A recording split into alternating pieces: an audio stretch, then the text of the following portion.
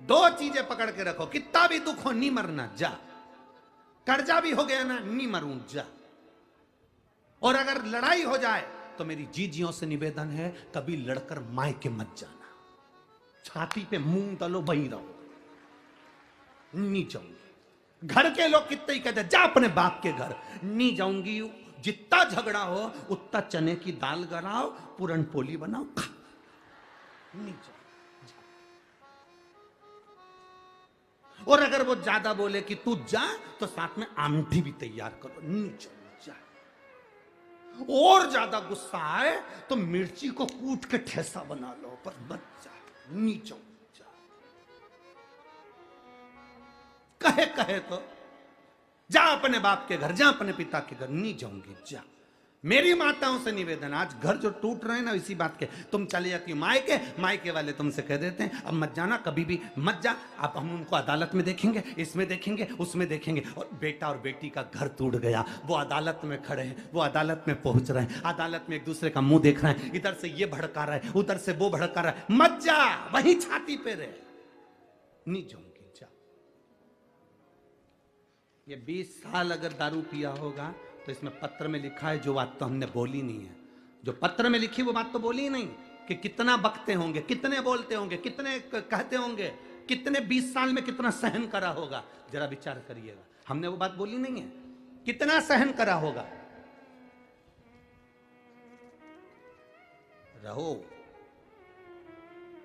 संभालने का थोड़ा प्रयास करो, और जिस दिन तुम संभालना सीख गए,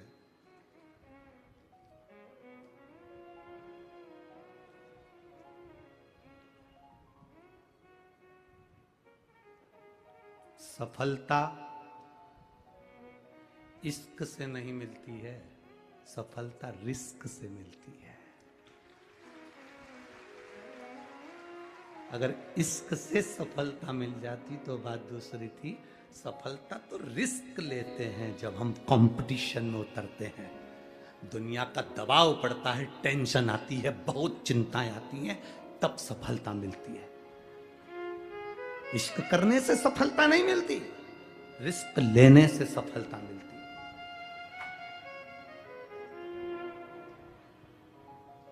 बल्लाल के गांव के लोग सेठ जी के पास जाकर बोले, तुम्हारा बेटा खुद भी नहीं पढ़ता और हमारे बच्चों को भी नहीं पढ़ने देता।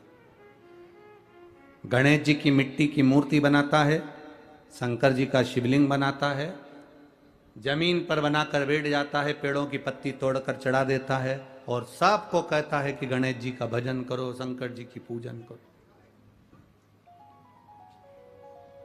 तुम्हारा बेटा इतना बेकार है कि वो दूसरे को भी नहीं पढ़ने दे और खुद भी नहीं पढ़े, वो दूसरे को भी विद्यार्जन नहीं करने दे और खुद भी ना करे। तो पिता को क्रोध आया, मां को तो मालूम ही नहीं कि पति जा रहा है मेरे बेटे के पास, और पिता दौड़ कर गया। आज बेटे को देखा कि यहां मूर्ति की पूजन कर रहा है, गणेश जी की मूर्ति उठाकर फेंक दी, शिव जी की मूर्ति उठाकर फेंक दी, बेटे को पेड़ से बांध दिया, 2-3 दिन भूखा रहेगा, सब ठिकाने लग जाएगा। कब तक गांव वालों के ताने सुनूंगा मैं, कब तक श्रवण करूंगा मैं, कब तक सुनूंगा मैं। मूर्ति को फेंक दिया गया और बेटे को पेड़ से बांध दिया। शाम होने लगी, सेठानी को अपने बेटे की याद आई। बल्लालेश्वर तीसरे नंबर के विनायक हैं अष्ट विनायक में, तीसरे। सेठानी को अपने पुत्र की याद आती है, और सेठानी को जब पुत्र की याद आई तो उसने अपने पति से, सेठ जी से कहा, सुनो जी स्वामी, मेरा बेटा नहीं दिख रहा, मेरा बेटा ना जाने कहां चले गया, ढूंढ रही हूं, मिल नहीं रहा, वो विद्यालय से भी नहीं आया, वो ना जाने कहां रह गया, गुरु घर पूछ के आई हूं, गुरु घर से भी नहीं मिला, मेरा बेटा कहां, मेरा पुत्र कहां। सेठ अपनी पत्नी को यह नहीं बता रहा कि मैं उसको पेड़ से बांध कर आ गया हूं। शाम हो गई, मध्य रात्रि हो गई, मध्य रात्रि हो गई, पूरी रात निकल गई, सुबह हो गई, सेठानी को नींद ना आई क्योंकि मेरा पुत्र ना जाने कहां गया है। अब एक बात बताओ आप, एक मां को बेटे की जितनी चिंता होती है, उतनी ही चिंता, उतनी ही बेचैनी उस परमात्मा को भी अपने भक्त की होती है।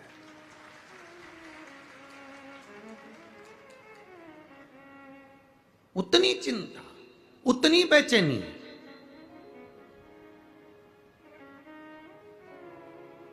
उस परमात्मा को भी होती है, अपने भक्त की होती है।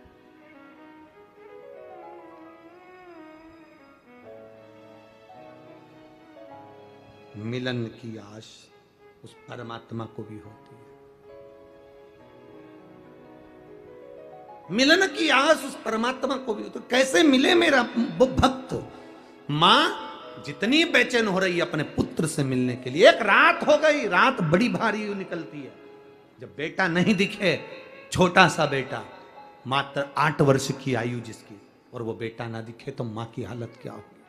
पिता चैन से सो रहा है क्योंकि उसको मालूम है मैं बांध कर आया, उसको मालूम है मेरे पेड़ से बांधा है, पर मां मां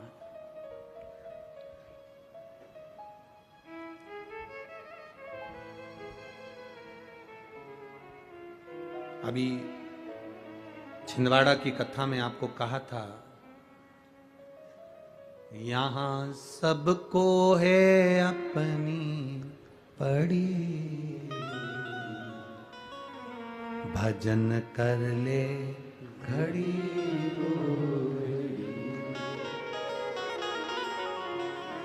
यहां सबको है भजन कर ले।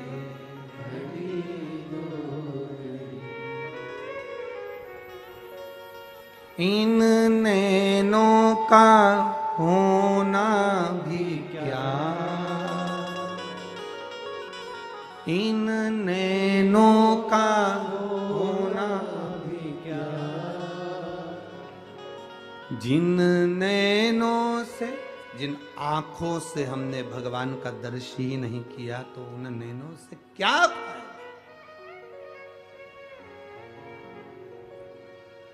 क्या लाभ।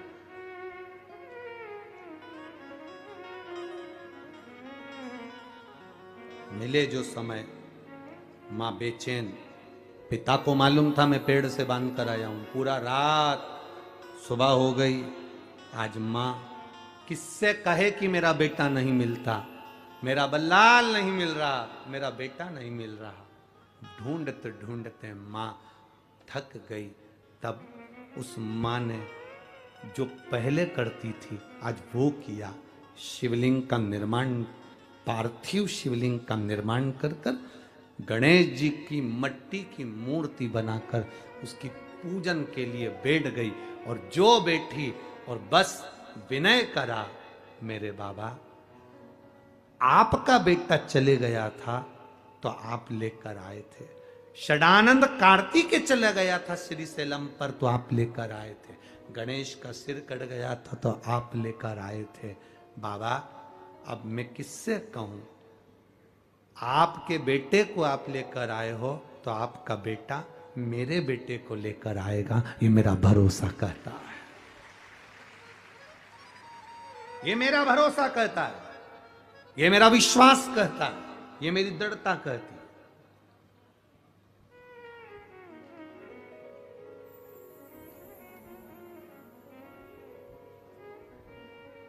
वो साध सकता है।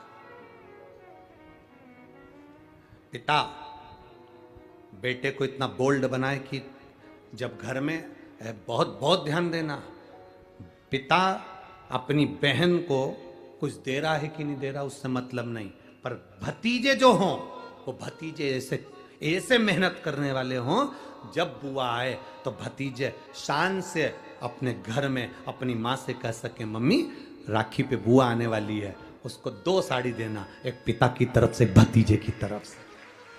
अब उसका भतीजा भी कमा रहा है, अब मैं भी कमा रहा हूं। देव बुआ आई है उसको देना।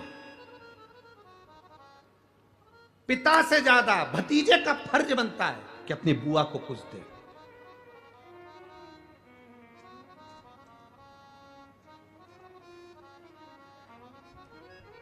वो तो दुनिया के लोगों ने बुआ का नाम बदनाम कर दिया। वो प्रहलाद की जो बुआ थी,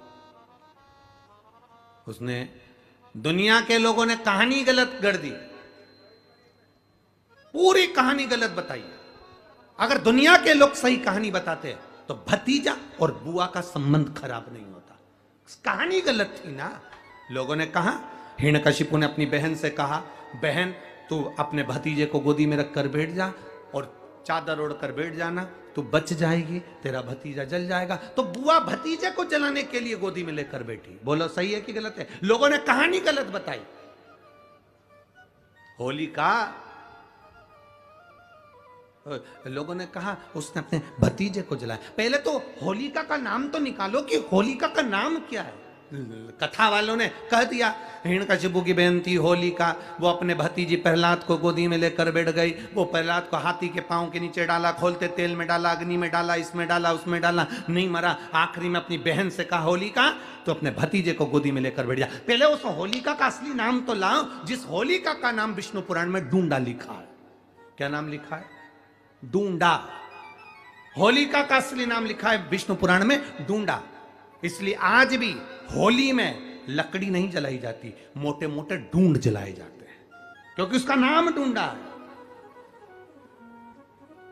और डूंडा बैठी अग्नि में, भतीजे को गोदी में लेकर बैठ गई। उसके पास में एक ब्रह्मा जी की चादर थी, जिसको ओढ़ कर बैठ जाती थी तो आगी में जल नहीं सकती थी। डूंडा ने देखा चारों तरफ से आगी लग गई, मेरा भतीजा जल जाएगा। तो बुआ को लगा मेरा भतीजा जल जाएगा। बुआ वो होती है जो दुआ देती है, बुआ कभी बद्दुआ नहीं देती है।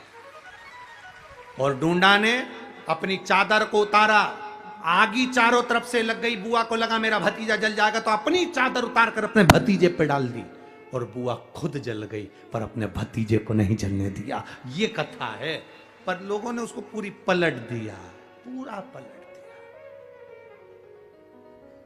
बुआ कब जलाई अपने भतीजे को? आप में से इतनी सारी बुआ बैठी हैं, कभी अपने भतीजे को अपशब्द कहा? कभी अपने भतीजे को श्राप दिया? कभी अपने भतीजे को बद्दुआ दी? नहीं। जब भी बोलती हो मेरा भतीजा खूब फले फूले, भगवान कृपा करे मेरे भाई जैसा नाम कमाए, मेरा भैया कितना नाम कमाता वैसा मेरा भतीजा नाम कमाए, तो भतीजे को चाहिए जब बुआ घर में आए तो अपने मम्मी पापा से कहना, पापा मम्मी 2 साड़ी देना, क्योंकि अब मेरी नौकरी लग गई है, मैं कमाने लगा हूं, मैं कमा रहा हूं, इसलिए मम्मी एक काम करना, 1 साड़ी पापा देंगे अपनी बहन को और 1 मैं दूंगा अपनी बुआ को। तो मम्मी कहेगी तू अपनी बहन को देना, बुआ को क्यों दे रहा है? तो कह देना अगर आज मैं दूंगा तो उसके भी भतीजे उसको देंगे। यह हमारे यहां क्रम चालू होना चाहिए।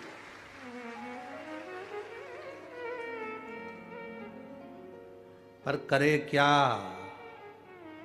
4 भाई 1 साड़ी बहन को जब देते हैं पैक करके, पूरी पैकिंग,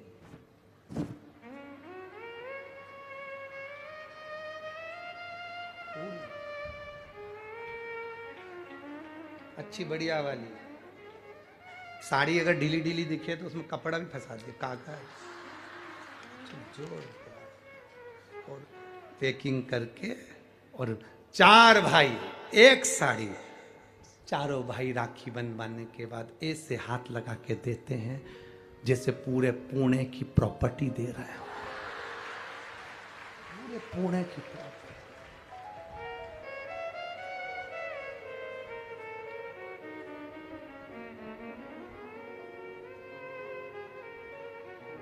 अब किसी ने पूछा कि क्यों रे चारों भाइयों ने मिलके 1 साड़ी दी? अभी हम एक ही तो घर में रहते हैं, सब एक हैं, तो एक काम करा करो, 1 थाली खाने की लगाओ, 1 भाई खाना खाए, बाकी के सब टच करके बैठ जाओ। एक ही जगह तो रह रहे हो, एक ही थाली में काम। तुम्हारे टच करने से 4 भाई का एक साड़ी में हिस्सा हो गया, तो तुम्हारा समोसा तुम खाओ, बाकी के 3 भाई टच करके बैठे, पेट नहीं भरा है। अपने को क्या करना, अपन तो अपनी साड़ी ओढ़ो दादा, अब करो क्या उसको, चित्त क्या, विचार करिए जरा, या भरोसा अपने भतीजा कहे नहीं देव, बहन बेटी को देने से कभी घटता नहीं है, कभी नहीं घटेगा, जिंदगी भर नहीं घटेगा। क्या घट रहा है? शिव को दिया कभी नहीं घटता, संत को दिया कभी नहीं घटता, और बहन बेटी को दिया, गौ माता को दिया, कभी नहीं घटता, कभी नहीं घटता।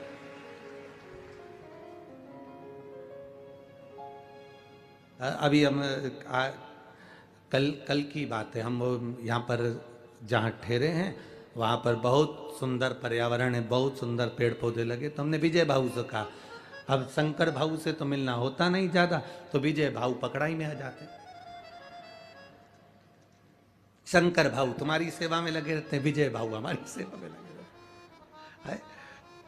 अब और वो लक्ष्मण भाऊ के जितने बच्चे हैं वो भी तुम्हारी सेवा में लगे रहते, तो फुर्सत। अब वो विजय भाऊ से हमने कहा, भाऊ तुम्हारे यहाँ पेड़ पौधे बहुत अच्छे लगे हैं, और हमने सुना है कि तुम पेड़ पौधे बहुत अच्छे लगाते हो, तो एक काम करो ना, कुबेर भंडारी ने तुमको बुलाया है कुबेरेश्वर धाम, थोड़े पेड़ पौधे वहां भी ना लगा दोगे?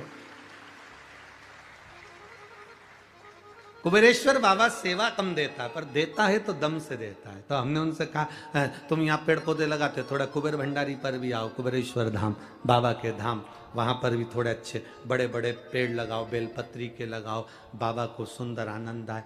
छोटा मोटा अब इतने बड़े बड़े पौधे लगा देते हैं, तो वो जो माता कंकर शंकर की पूजन करने आती है वो पेड़ पौधे ही उठा के ले जाती है।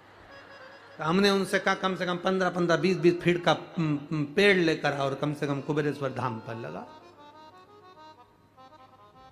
थोड़ा बड़ा तो लगाओ। अब वहां पर जो वृक्षारोपण करने आते हैं वो उसी में का हाल है, जैसे एक नेताजी एक बगीचे में पौधा लगा के जाते हैं, तीसरे दिन बकरी छाड़ जाती। तो करो क्या इतना छोटा सा पौधा का, बड़े बड़े लाओ। तो तुम लगा सकते हो कि मां पनपे, थोड़े दिन अपने घर पे उसको बड़ा करो, तो लाओ। तो विजय भाऊ बोले गुरुजी आप चिंता मत करो, बाबा ने अगर बुलाया है कुबेर भंडारी ने, तो मेरा भाऊ लक्ष्मण भाऊ, उसका भी एक आनंद होगा, और कुबेर भंडारी के बगीचे में हम भी पौधे लगाएंगे। ये बाबा की आनंद था। शंकर भाऊ, विजय भाऊ, हम तो यही कहेंगे, मिले सेवा करो, दिल से करो। बहन बेटी को दिया घटता नहीं, गौ माता को दिया घटता नहीं, संत सन्यासी को दिया घटता नहीं, और अपने माता पिता को दिया कभी नहीं घटता, क्योंकि माता पिता मरने के बाद तुझे ही देकर चले जाते हैं, तुझे स्वयं देकर जाएंगे। क्या एक रात पूरी हो गई, मां बेचैन हो गई, जितनी मां बेचैन होती है उतना भगवान बेचैन होता है। कह दिया मां ने, पार्थिव शिवलिंग का निर्माण कर कर, पार्थिव गणेश का निर्माण कर कर, प्रार्थना कर कर कहा, शंकर भगवान आप अपने पुत्र को लाए थे और आपका पुत्र मेरे पुत्र को लाएगा। जवाबदारी आपके पुत्र की है, जवाबदारी आपके बेटे की है। जब बेटों पर जवाबदारी आती है तो फिर वो जवाबदारी बड़ी प्रबल होती है, बड़ी प्रबल। शिवलिंग बना लिया, गणेश बना लिए, पूजन में लग गई। सेठ आया, सेठ ने आकर अपनी पत्नी सेठानी से कहा, मुख से कहा, तेरा बेटा भी यही करता था, तेरा बेटा यही काम करता था, और तू भी यही कर रही।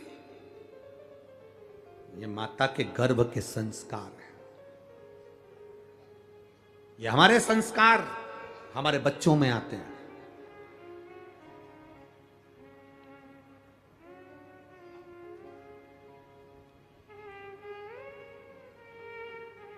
बहुत ध्यान देना, समझने वाली बात है। शुगर की बीमारी पिता को है तो बेटे को भी होगी, और बोलो जम के बेटी को भी होगी। बोलो सही है कि गलत है? डॉक्टर के पास दिखाने जाओगे तो पूछ लेगा क्यों तुम्हारे यहाँ किसी को शुगर थी क्या, तुम्हारे यहाँ किसी को बीपी था, तुम्हारे यहाँ किसी को ये बीमारी थी। डॉक्टर पूछता है बीमारी के लक्षण, बीमारी का थोड़ा थोड़ा लक्षण अपने वंश में चला आता है। अगर पिता को शुगर थी, दादा को शुगर थी, तो बच्चों में धीरे धीरे वो आएगी, आती है। वो ब्लड की बीमारी है। अगर शुगर तुम्हारे पोते तक आ सकती है तो शंकर का भजन भी तुम्हारे पोते तक आना चाहिए। शुगर अगर तुम्हारी बेटी तक जा सकती है, नाती पंथी तक जा सकती है, तो भगवान का भजन भी नाती और पंथी तक जाना चाहिए। ये ब्लड के अनुसार चलना चाहिए। वक्त बदले बदल जाने दो, पर खून नहीं बदलना चाहिए, सनातन धर्म का रहना चाहिए। यह कैसे बदल जाए?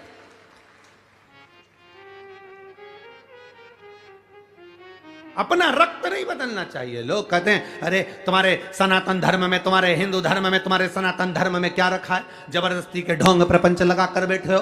क्या रखा है सनातन धर्म में? उनसे कह देना झूठा खा लूंगा पर किसी दूसरे धर्म में नहीं जाऊंगा, अपने धर्म को महान बनाऊंगा, सनातन धर्म की श्रेष्ठता पाऊंगा,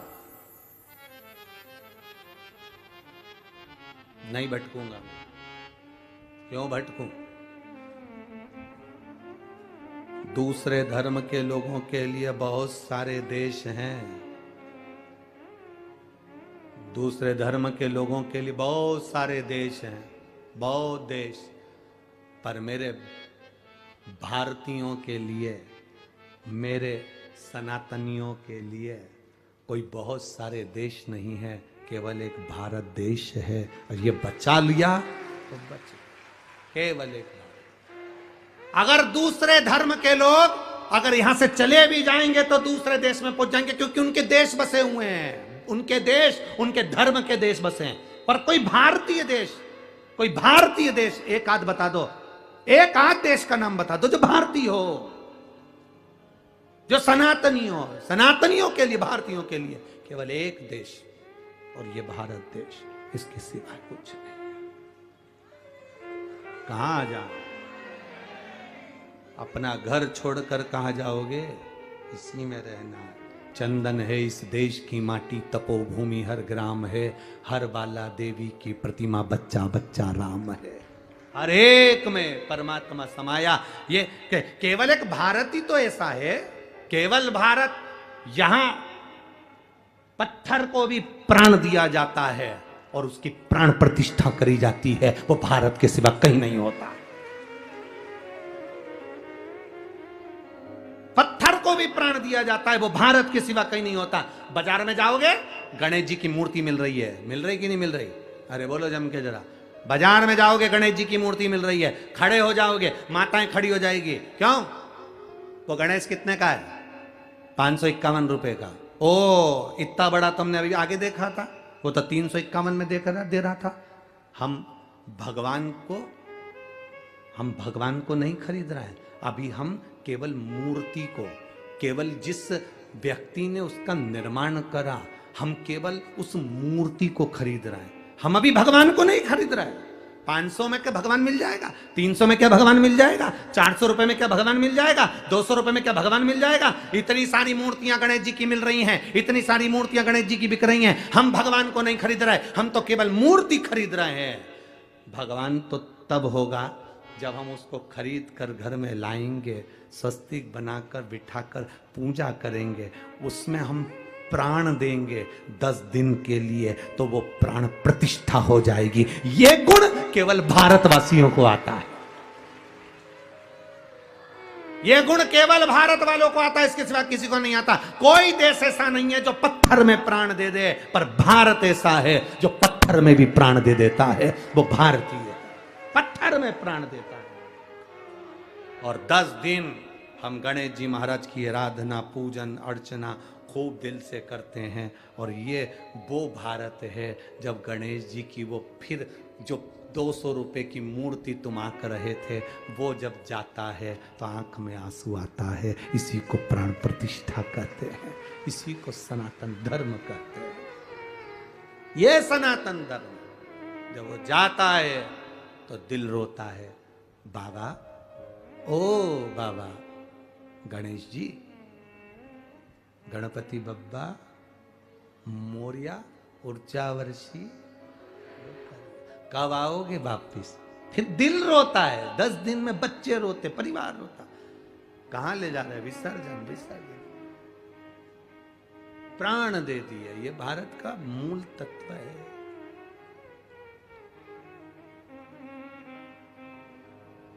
इसीलिए शिव तत्व कह रहा है, भगवान शंकर का संवाद का, ओगड़ दानी का सुंदर भाव कर रहा है, शिव तत्व।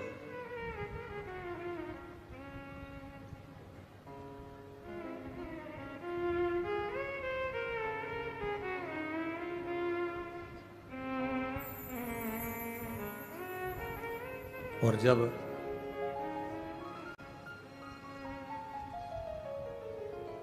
बल्लाल की मां ने मांगा, गणेश जी महाराज पहुंचे। विश्वास दृढ़ था ना। अब ये नहीं कहा कि शंकर जी तुम जाना, तुम्हारा बेटा मेरा बेटे को लाएगा, तुम्हारा बेटा मेरे बेटे को लाएगा, और मेरा बेटा नहीं है वो भी तुम्हारा ही है। अभी तक हमने अपने संबंध बनाकर रखे, आप अपने संबंध छोड़कर परमात्मा का संबंध बनाइए। रिश्तेदारी अच्छी रखोगे तो कोई भी मिल लेगा, कोई भी। तुम्हारी पहचान ही नहीं है,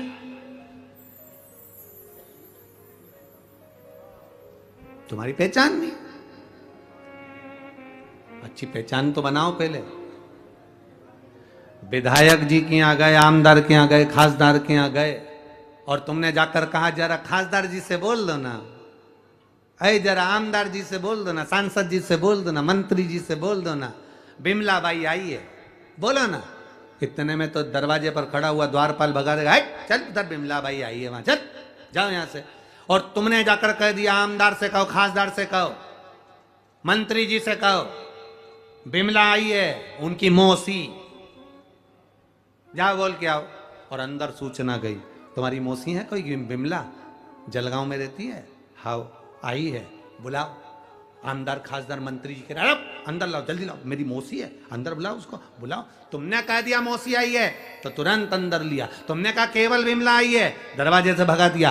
भगवान शंकर से तुम ऐसा संबंध बनाना, तुम्हारी रिश्तेदारी ऐसी बनाना कि जैसे यमराज आए और इतने में तुम्हारे मुख से निकल जाए, बुलाओ। कह दो भोलेनाथ जी को, कह दो यमराज को, किसको लेने आया है, किसको? तो कह तुझे लेने आया हूं, जा पहले शंकर भगवान से पूछ किया, मेरा संबंध क्या है, रिश्तेदारी क्या है। अकाल मृत्यु वो मरे जो काम करे चंडाल का, काल उसका क्या बिगाड़े जो भक्त हो महा। क्या बिगड़ेगा? इसीलिए ऐसा डमरू बजाया,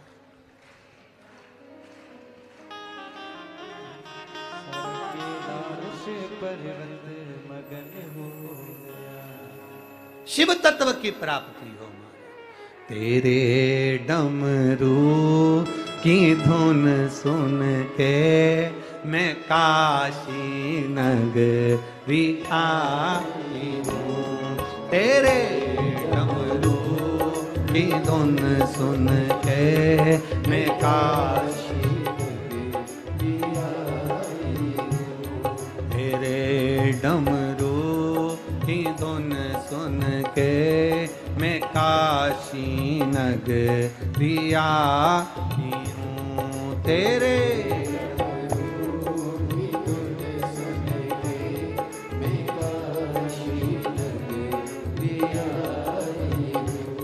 मैं काशी नगरी आई हूँ। मैं काशी नगरी आई हूँ। मैं काशी नगरी आई हूँ। मैं काशी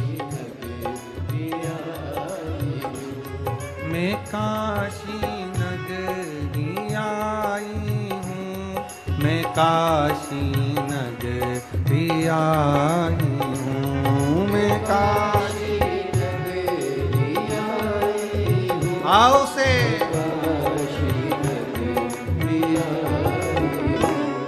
मेरे भोले ओ बम भोले, मैं काशी नगरी आई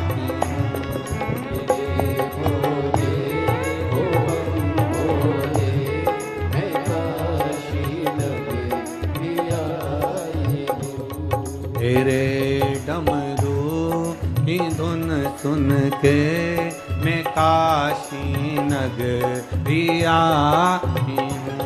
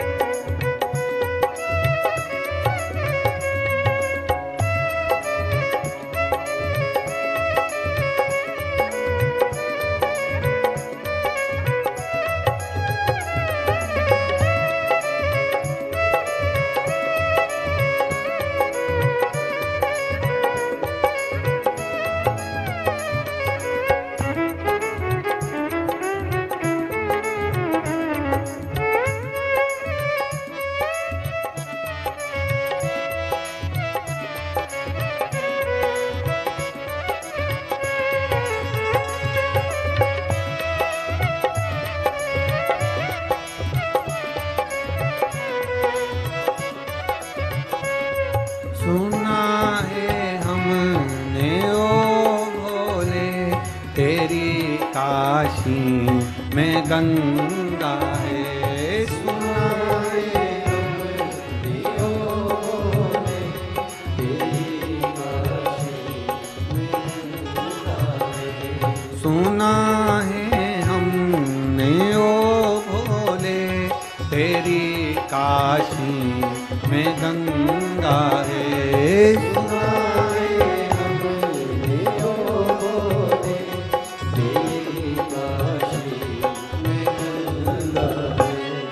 उसी गंगा को नहाने को मैं काशी नगरी आई हूँ। उसी गंगा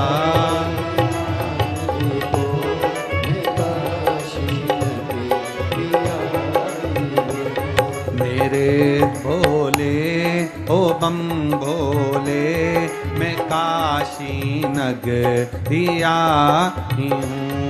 मेरे भोले ओ बम भोले, मैं काशी नगरी आई हूँ।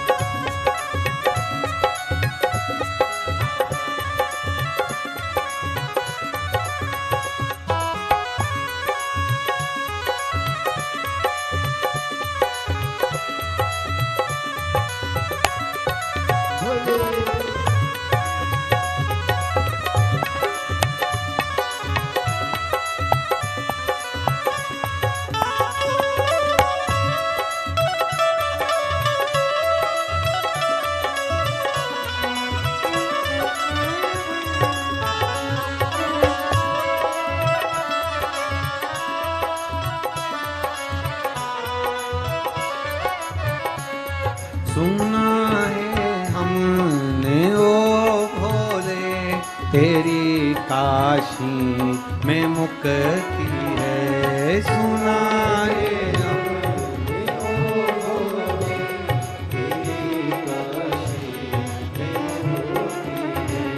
सुना है हमने ओ भोले, तेरी काशी में मुक्ति है। सुना है हमने ओ भोले, तेरी काशी में मुक्ति है। उसी मोती को पाने को मैं काशी नगरी आई हूँ। उसी मोती को पाने को मैं काशी नगरी आई हूँ। मेरे भोले ओ बम भोले, मैं काशी नगरी आई हूँ।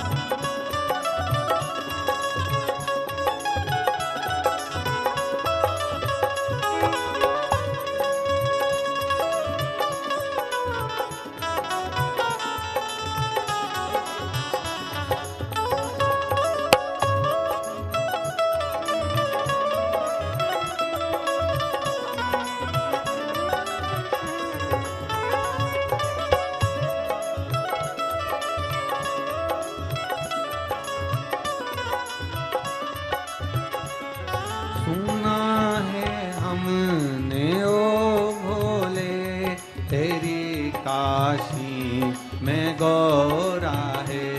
सुना है हमने ओ भोले, तेरी काशी में गौरा है। सुना है हमने ओ भोले, तेरी काशी में गौरा है।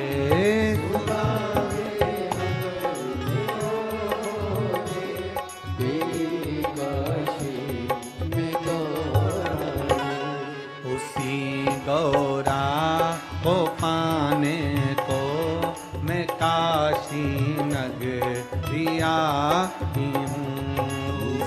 गौरा को पाने को मैं काशी नगरी आई हूँ।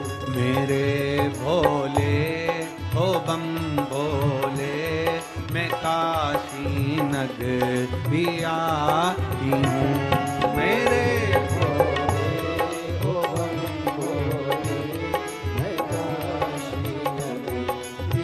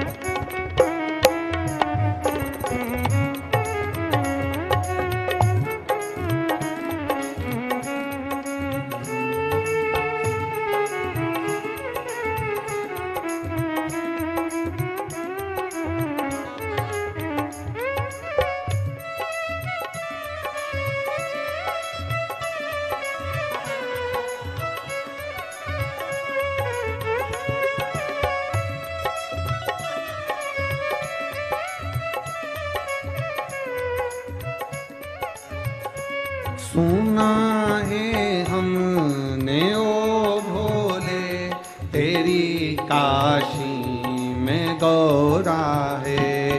सुना है हमने ओ भोले तेरी काशी में गौरा है। सुना है हमने ओ भोले तेरी काशी में गौरा है।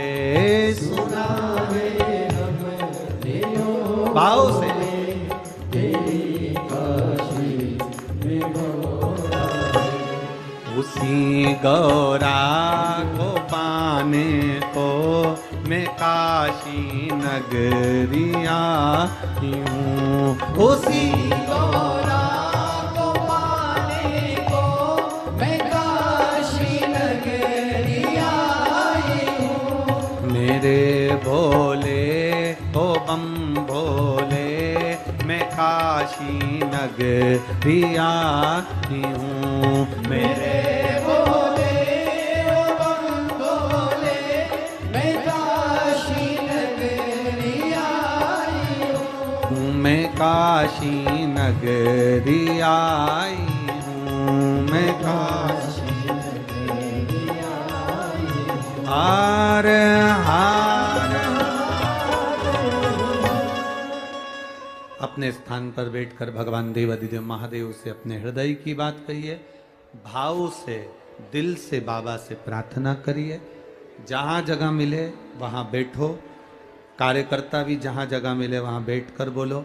कीचड़ हो रहा हो तो खड़े खड़े बोलो, पर बाबा से प्रार्थना दिल से करिए, हृदय से कहिए। आज गणेश चतुर्थी भी है, भादों का महीना भी है और अष्टविनायक शिव महापुराण की कथा भी चल रही है, तो दिल से बाबा से प्रार्थना करिए।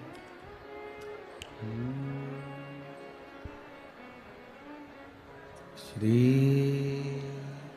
शिवाय नमस्तुभ्यं। श्री शिवाय नमस्तुभ्यं। श्री शिवाय नमस्तुभ्यं। श्री शिवाय नमस्तुभ्यं। श्री शिवाय नमस्तुभ्यं। भोला सब दुख काटो, ओ भोला सब दुख काटो। शिव शंकर जपूं तेरी माला, भोले बाबा जपूं तेरी माला। भोला सब दुख काटो, ओ भोला सब दुख काटो। वेश है मंगल मंगलकारी, वेश है मंगल मंगलकारी। शमशान वासी हमारा, शमशान वासी हमारा। ओ भोला सब दुख काटो, ओ भोला सब दुख काटो। शिव कथा कह रही है, बल्लाल को ढूंढने के लिए माँ ने जो प्रयास किया, बाद में शिव की शरणागति ली। बल्लाल को ढूंढने के लिए श्री गणेश जी महाराज पहुंचे और गणेश जी ने जाकर वृक्ष से उसको खोला। खोलते से ही गणेश जी महाराज जो सामने आए, बल्लाल से पूछा, तुझे तेरी माता ढूंढ रही है और तू यहां पर है? कहा मेरे पिता मुझे बांध कर गए। संसार के बंधन में लोग बांध देते हैं और मेरे गणेश जी महाराज बंधन से मुक्त कर देते हैं। बंधन से मुक्त किया। भगवान गणेश जी ने पूछा मांग तुझे क्या चाहिए? क्या मांगूं? मेरी मिट्टी की मूर्ति को तोड़ दिया है। भगवान गणेश कहते हैं मैं स्वयं मूर्ति के रूप में विराजमान होऊंगा और मेरा नाम यहां बल्लालेश्वर विनायक के रूप में विराजित होगा। जो बंधन में मुक्त हो, जो बंधन में बंधा हुआ हो, बंधन में लगा हुआ हो, उसे बंधन से मुक्त होना है तो बल्लालेश्वर विनायक का दर्शन करना चाहिए। अष्ट विनायक में तीसरे नंबर के विनायक है बल्लालेश्वर। चौथे नंबर पर वरद विनायक आ जाते हैं, जो दिन रात अपना द्वार खोलकर वरदान देते रहे, दिन रात। और महाराज एक ऐसे राजा जिनके घर में संतान का सुख नहीं है, जब हर तरह से व्यक्ति हारे तो परमात्मा की शरणागति क्यों नहीं जाता? एक पत्र एक बेटी ने लिखा है,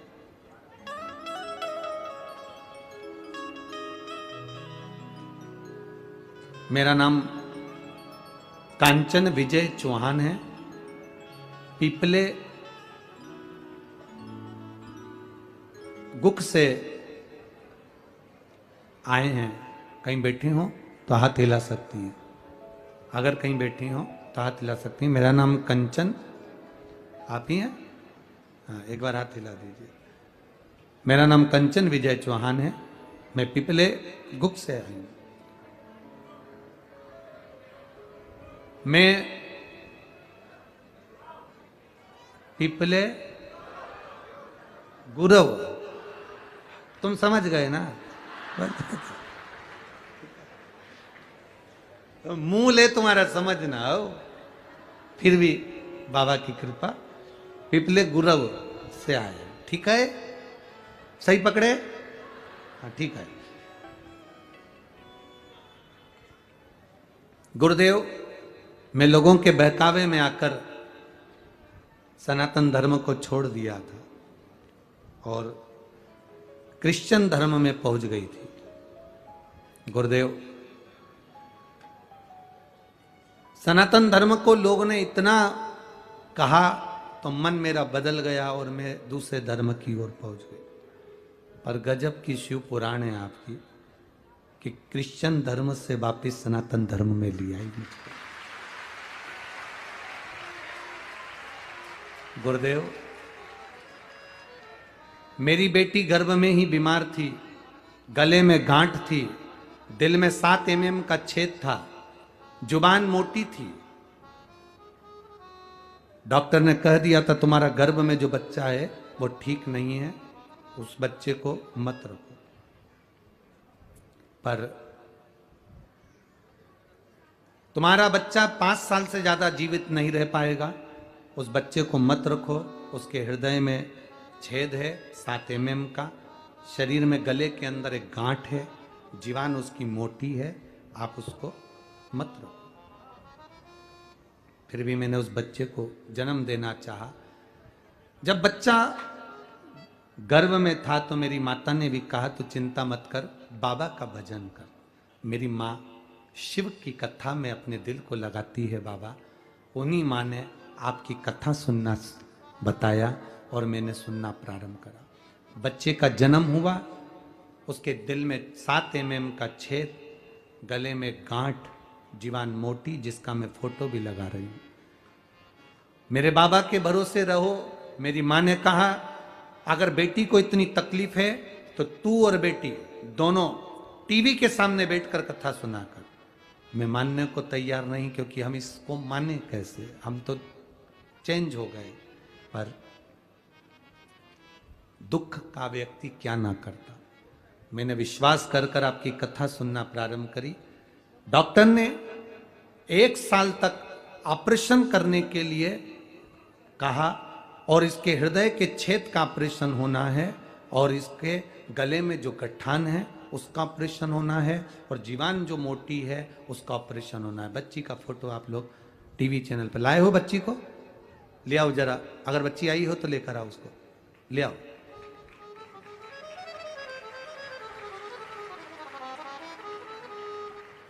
डॉक्टर उसके 7 mm छेद का, हृदय में जो छेद है उसका ऑपरेशन का तैयारी कर रहे हैं, उसके गले की गठान के ऑपरेशन की तैयारी कर रहे हैं। और मेरी माँ मुझे कथा सुनने का कहती है, मैंने 15 से 20 दिन मांगे डॉक्टर से और ऑपरेशन की तैयारी भी करते रहे और आपका जो मंत्र है श्री शिवाय नमस्तुभ्यम जपते रहे। शंकर जी के मंदिर में पहली बार जाना चालू करा, बाबा का जल लाकर बेटी को लगाना प्रारंभ करा। बाबा का मैं क्या गुणगान करूं गुरुदेव। जब 7 mm के छेद के लिए ऑपरेशन के लिए जाने लगे तो डॉक्टर ने जांच कर कर कहा कि इसका छेद अब भरा रहा है, इसका ऑपरेशन की जरूरत नहीं है। गुरुदेव, मेरी बेटी की मोटी जो जीभान थी उसको पतला करने के लिए काटा गया, उस जीभान को काट कर रखा गया, पर डॉक्टर ने कहा कि तुम्हारी बेटी के जो 2 ऑपरेशन होना है अब वो जरूरत नहीं है, इसकी जीवान वापिस ठीक हो रही है और इसके गले में जो गठान है वो भी अपने आप गल गई है। मेरी बेटी अब ठीक होना प्रारंभ हो गई है। शिव तत्व इसी को कर, ओघड़ी इसी को कर। आ रही आ जाओ।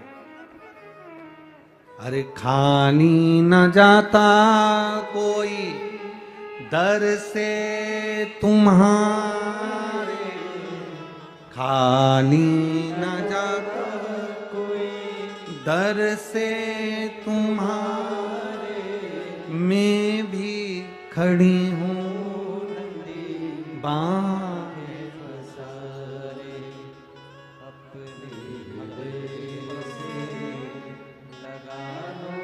एक बार जोरदार ताली बजाए बेटी के लिए। प्रणाम।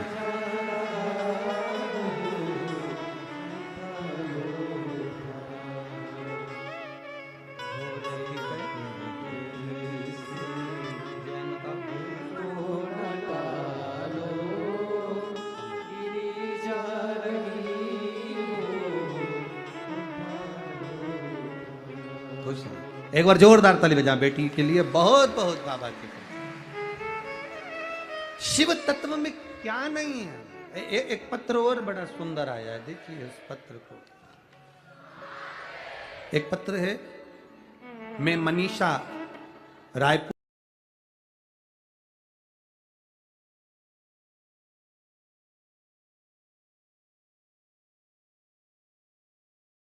बड़ी दुखी हूं, मैं दुनिया की सबसे गरीब मैं हूं। भगवान को कितना दुख होता होगा कि मैंने तुझे सेठ बनाकर भेजा और तू गरीब करा।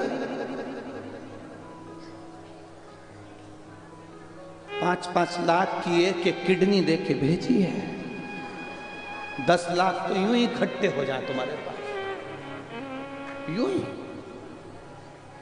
आंखें दी, कितनी कीमत वाली, जिनके पास नहीं है उनसे पूछिएगा। श्रवण शक्ति दी, शरीर अच्छा दिया, चलकर तुम प्रयागराज के मेले में आ गए, ये शिव की कृपा नहीं तो क्या है। उसके बाद भी अगर दुख करो कि मेरा शरीर बेकार, भगवान ने मुझे गरीब बना दिया, गरीब बना दिया, ना ना ना ना। किसी महात्मा के पास, किसी संत के पास, किसी साधु के पास, किसी गुरु के पास में, किसी के पास जाकर मत कहना कि तुम गरीब हो। एक बार महादेव के पास जाकर कहना कि तेरी बनाई सृष्टि में रह रही हूं, बस इतनी कृपा करना, तूने जैसे चोर को कुबेर बना दिया, एक दिन मुझ पर भी करुणा कर देना, बस इतना कह दे। बहुत बहुत उसको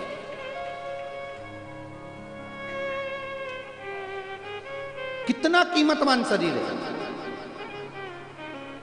भगवान से कह के कर, विनती कर कर कर, बार बार विनय कर कर कर, माता के गर्भ में पड़े हुए थे, उल्टे लटके हुए थे, दोनों मुष्टिकाएं बंद थी, प्रतिज्ञा कर रहे थे अंदर से कि मुझे गर्भ से बाहर निकाल दो, मैं भजन करूंगा, भजन करूंगा, भजन करूंगा। जैसे ही गर्भ से निकले, मैं तो भोजन करूंगा, भोजन करूंगा, भोजन करूंगा।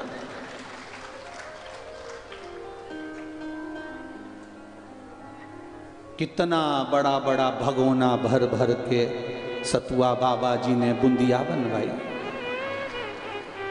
कितना बड़ा बड़ा भगोना भर भर के सब्जी बनवाई। कितना बड़ा बड़ा भगोना भर के दाल बनवाई। थोड़ी देर बाद खबर आई, सब निपटा गए। फिर लगा ये तो भंडारी का भंडारा है। सतुआ बाबा, ये सतुआ बाबा आदरणीय महाराज जी का जो, महाराज जी के जो गुरु जी हैं, परम पूज्य यमुनाचार्य जी महाराज, उनके पास कोई भी आता था, एक ही चीज मिलती थी, बस सतुआ घोलकर। आदरणीय यमुनाचार्य जी महाराज जी केवल सतुआ घोल कर दे देते थे।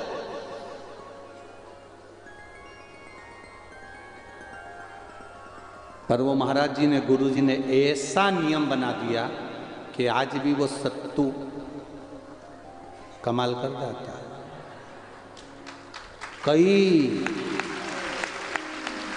आज भी वो सतुआ कमाल कर जाता है। लोग जीते जी भी खाते हैं और मरने के बाद मुर्दे भी वहीं आते हैं। आश्रम के सामने काशी में जहां मुर्दे जलते हैं, वही पास में ही महाराज जी का आश्रम, और पूरे मुर्दों को जो भी लेकर जाएगा पहले वहीं पे रोकेगा दरवाजे पे, फिर वहां से मुर्दा आगे बढ़ेगा। क्योंकि मुर्दों को भी मालूम है जब तक यहां से सतुआ नहीं मिला तब तक मुक्ति भी मिलना बड़ा कठिन। ये शिव तत्व, ये शंकर, ये ओघड़ी सहज नहीं महाराज। ये हम तो कहेंगे कि ये सतुआ बाबा भले आपको दिखने के सीधे साधे लग रहे हो, और ईमानदारी की बात है ये तो गुरु का कुछ ऐसा, वो कहते हैं ना कि स्पंदक मणि मिल गई थी उससे चमक रहे थे, तो ये गुरु से चमके हुए जोरदार आशीर्वाद इनके ऊपर, बड़ा कृपा, बहुत कृपा। और ये गुरु की कृपा, साफ गुरु की कृपा, उसके सिवा कोई कृपा नहीं कर सकता। जो कृपा गुरु करे वो कोई ना करे। कितना कीमतवान शरीर, कितना कीमतवान शरीर है। उस कीमतवान शरीर को पहचानो। हाथ की मुष्टिकाएं बंदी है, भगवान से प्रार्थना कर रहे हैं, इस गर्भ से हमें बाहर निकाल दो, गर्भ की कैद से हमें बाहर निकाल दो। हम भजन करेंगे, भजन करेंगे, भजन करेंगे, और मालूम पड़ा भोजन में लग गए और भजन हमसे छूट गया, दूर चले गया और भजन हमारा गया। होता है कभी कभी ऐसा, नहीं किसी एक बड़ा सुंदर व्याख्यान आता है कि किसी एक बहुत गरीबड़ा व्यक्ति, बहुत गरीब, और उसके घर में बेटी का ब्याह आ गया, बेटी की शादी आ गई, बहुत गरीब है, बेटी की शादी, बारात आएगी, क्या खिलाना है मेरे को, मैं क्या खिलाऊंगा, क्या लाऊंगा, मैं क्या दूंगा। मैं किसी ने कहा अगर बेटी की शादी में कुछ नहीं दे सकते मत दीजिए, पर जो बाराती आए उनको कम से कम कुछ मुंह मीठा तो करा दीजिए। सेठ जी के पास गया, सेठ जी बड़ी कृपा होगी, मेरे पास में कुछ भी नहीं है सेठ जी, एक शक्कर की बोरी दे दीजिए। वो शक्कर की बोरी अगर मुझे मिल जाएगी तो मैं उसकी कुछ बूंदियाँ बनवा के लोगों को खिला दूंगा जो आएगा। तो तुम्हारे पास घी कहाँ से आएगा? सेठ जी सब आपकी कृपा रहेगी, मैं आप शक्कर की बोरी दे दो। हलवाई बोल रहा है घी में लगाऊंगा, बेसन में लगाऊंगा, सामान में लगाऊंगा, तुम तो बस शक्कर की व्यवस्था कर लीजिए। सेठ जी शक्कर की बोरी दे दीजिए।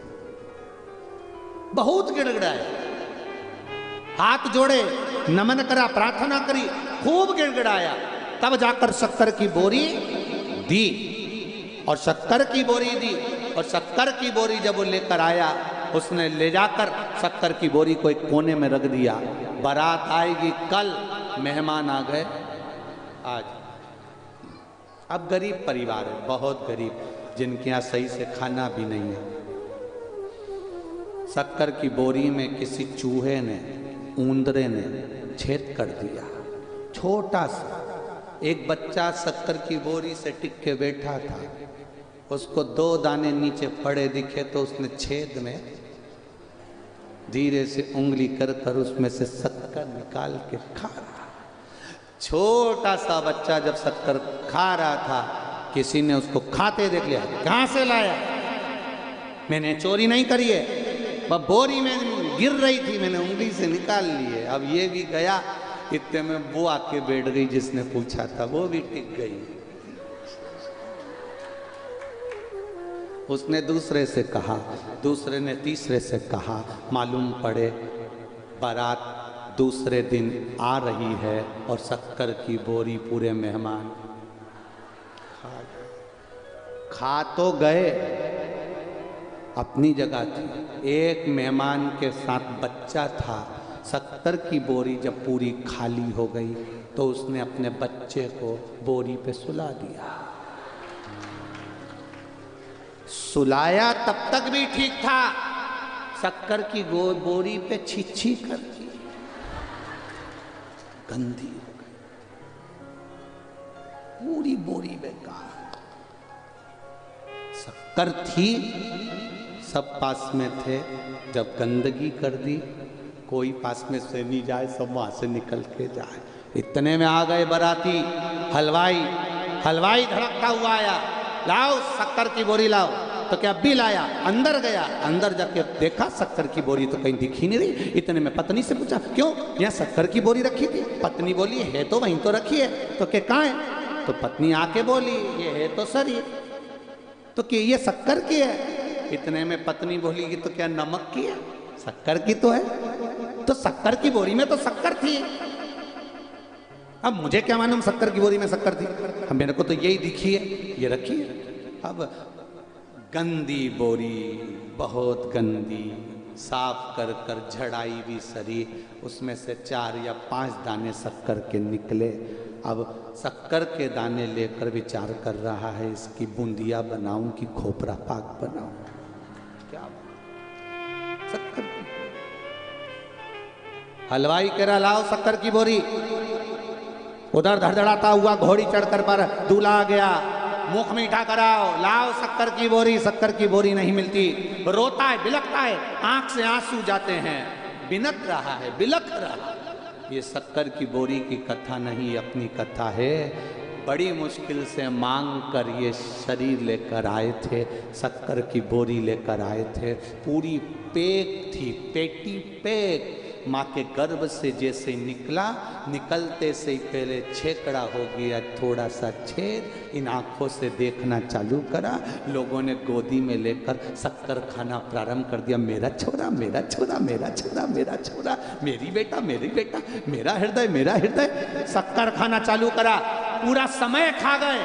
जन्म लिया उस दिन से लेकर मरा तब तक लोग कहते रहे, मेरा पिता, मेरा भाई, मेरा बंधु, मेरा सखा, मेरा कुटुंबी, मेरा रिश्तेदार, मेरा नातेदार। और आया समय जब यमराज बंदी बनाने के लिए आया, तब श्वास पूरी 21,600 श्वास जो रोज निकल रही थी, वो सारी श्वास खत्म हो गई।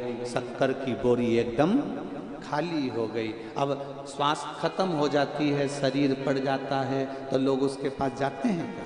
अरे बोलो तो सही, शक्कर की बोरी एकदम खराब हो गई, एकदम खराब, गंदी। अब कोई उसके पास में नहीं जा रहा, कोई उसके नजदीक नहीं जा रहा। क्यों? क्योंकि वो खराब हो गई, वो गंदी हो गई। कौन जाए उसके नजदीक में? पड़ी है, बेकार हो गई है। अब क्या करें? तो क्या ये शक्कर की बोरी गंदी हो गई, इसमें आग लगा दो। आग लगा दी, झड़ाई, 2-4 उसमें से शक्कर के दाने निकले। आग लगाने के बाद जब तीसरे के दिन पहुंचे शमशान, 4-5 हड्डी के टुकड़े उठा के ले आए, घर में विचार करने लगे, इनको प्रयागराज लेकर जाएं कि हरिद्वार लेकर जाएं, खोपरा पाक बनाए कि बूंदिया बनाए, क्या करें? समाप्त है शक्कर, समाप्त। फिर कौन आएगा अंत समय में? अब उस शक्कर की बोरी की शक्कर समाप्त हो, इस शरीर की श्वास समाप्त हो, उससे पहले मेरे महादेव का भजन करना, एक लोटा जल चढ़ाना और उससे विनती करना, उससे विनय करना। अंत समय प्रभु आना पड़ेगा, वचन दिया तो निभा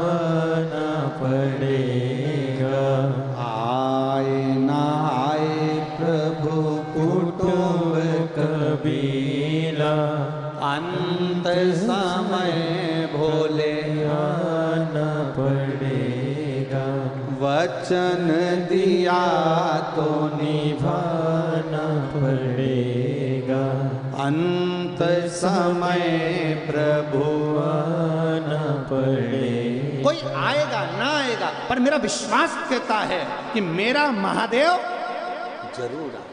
ये विश्वास होना चाहिए, ये भरोसा होना चाहिए। और जब विश्वास प्रबल हो जाए, भरोसा दृढ़ हो जाए, तब सुख मिल जाता है। एक बच्चे को डराते हैं ना, बच्चा रोता है तो मां क्या कहती है, बाबा आया। बच्चा चुप, जैसे ही कहा बाबा आया, बच्चा चुप। थोड़ी देर बाद बच्चे ने देखा तो बाबा तो आया ही, तो बच्चा फिर कुरकुरा चाहिए, टॉफी चाहिए, इतने में माने वो बाबा आया। उसने आधा एक घंटा फिर देखा, कोई नहीं आया, फिर चले। मुझे तो कुरकुरा चाहिए, टॉफी चाहिए, इतने में फिर आंटी आ गई। आंटी ने कह दिया बाबा आया, तो फिर कितना भी रो रहा हो उसको कहा जाता है बाबा आया। बच्चे को मालूम है बाबा आएगा, मुझे चुप हो जाना चाहिए। उसी तरह ये मन जब जब दुखी होता है, जब जब इसको दुख आता है, बीमारी आती है, कष्ट आता है, रोग आता है, तकलीफ आती है, इस मन को भी कह दो बाबा आएगा। इस मन को भी कह दो बाबा आएगा।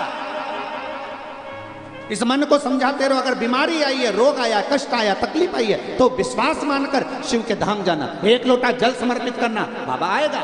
एक महिला ने लिखा है,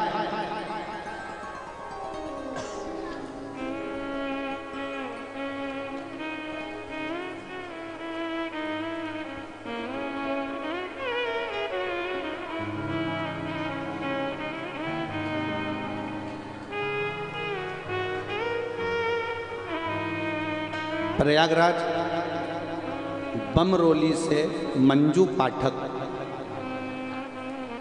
कहीं बैठी हो तो हाथ हिलाइएगा। आप भी हैं? श्री शिवाय नमस्ते। मैं मंजू पाठक बमरोली से हूँ गुरुदेव। एक लोटे जल का क्या महत्व है, मैं क्या वर्णन करूँ गुरुदेव। मेरे मुंह में एक छाला हो गया था, डॉक्टरों को दिखाया, जांचें कराई तो उसमें कैंसर बताया।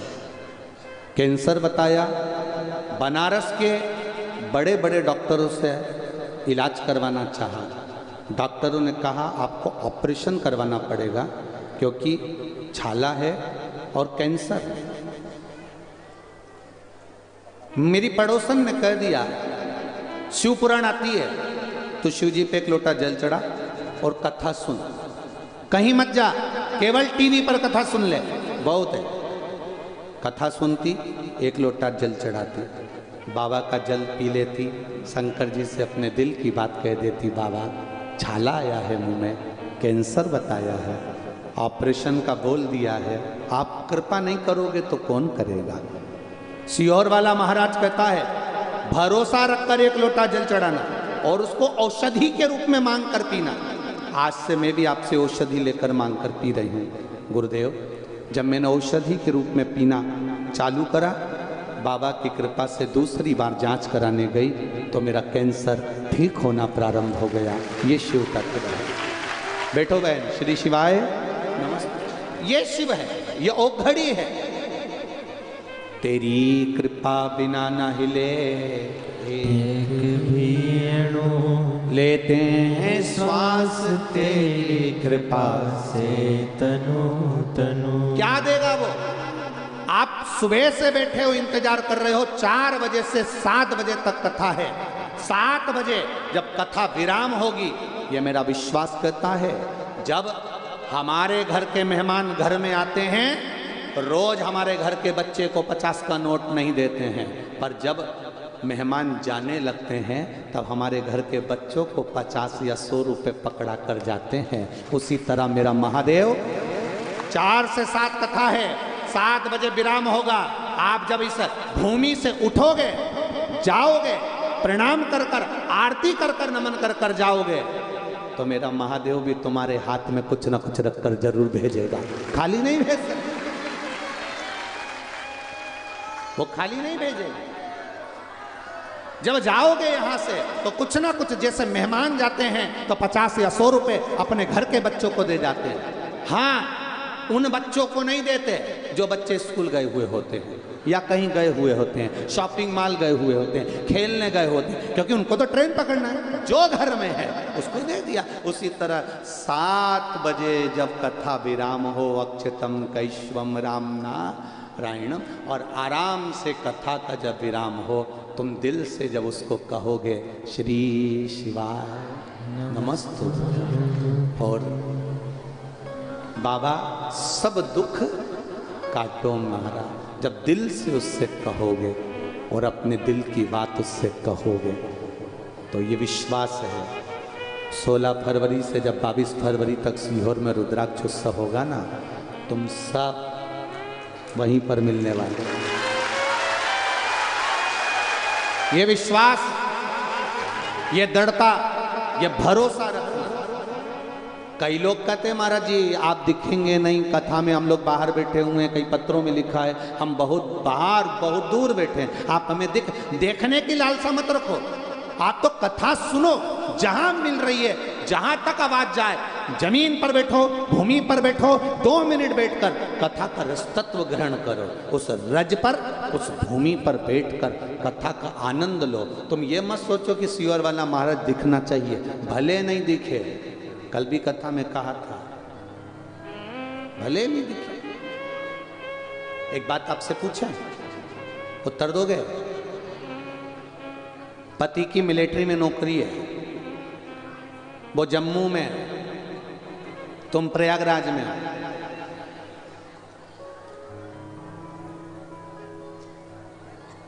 अब यहां तैयार होती हो, चोटी वोटी करती हो, तो मांग में सिंदूर भरती हो कि नहीं भरती हो?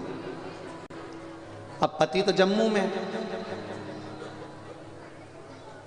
फिर भर के क्या करोगे? नहीं महाराज, पति वाले जम्मू में हो, पर विवाह तो मेरा उनके साथ में हुआ है, मांग में सिंदूर यहाँ भरूंगी, उम्र वहाँ बढ़ेगी, प्रेम बढ़ेगा, आनंद बढ़ेगा, इसलिए मांग में सिंदूर भर रहे हो। मांग में सिंदूर रोज भर रहे हो, उसी तरह कि मेरा पति है और मैं सौभाग्यवती हूँ, उसी तरह शंकर का भजन रोज करो, 1 लोटा जल रोज चढ़ाओ, क्योंकि बाबा मेरा है, दुख वही काटने वाला है, और उसकी शरणागति करो, करो भजन।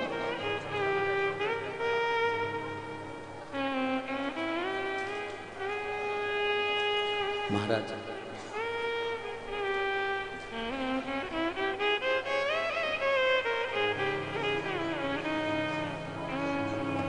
अपनी किस्मत का ताला,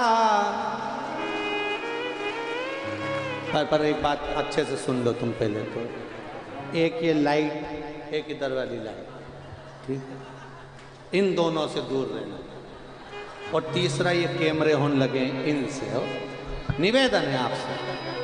तो गाय नहीं तो कथा चलने, क्या विचार है? और आसपास वाली माताओं का ध्यान रखना, कई माताएं अपनी जगह बनाने के चक्कर में इतनी तेज इधर,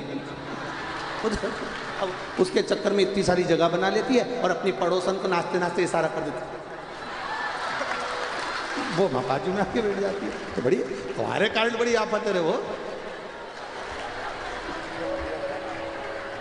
जिसकी भी पहचान वाली दूर बैठी हो तो तुम इशारा मत करना, अब उतनी देर में तो बच्चे बाजू में, और बच्चों का भी ध्यान रखना, नहीं तो तुम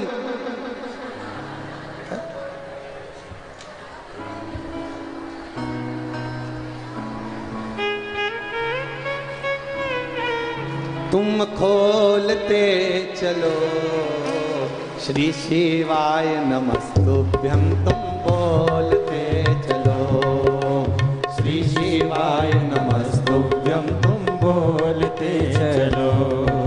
अपनी किस्मत का ताला हो अपनी किस्मत का ताला तुम खोलते चलो। अपनी किस्मत ताला तुम खोलते चलो। श्री शिवाय नमस्तुभ्यं तुम बोलते चलो। श्री शिवाय नमस्तुभ्यं तुम बोलते चलो। अपनी किस्मत का ताला तुम खोलते चलो। अपनी किस्मत का ताला तुम खोलते चलो। श्री शिवाय नमस्ते हो तुम बोलते चलो। श्री शिवाय नमस्तुभ्यं तुम बोलते चलो। श्री शिवाय नमस्तुभ्यं तुम बोलते चलो। श्री शिवाय नमस्तुभ्यं तुम बोलते चलो। जय हो।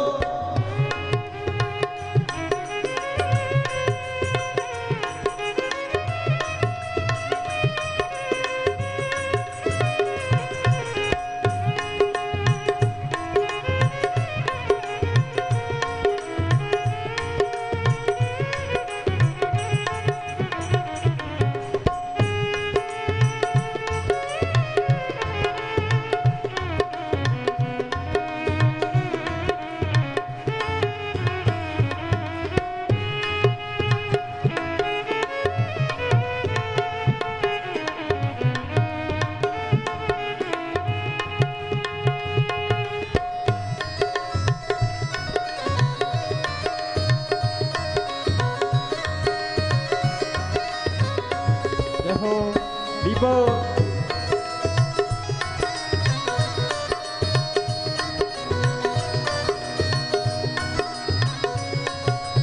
जय हो मोनी बाबा जी की जय हो। राधे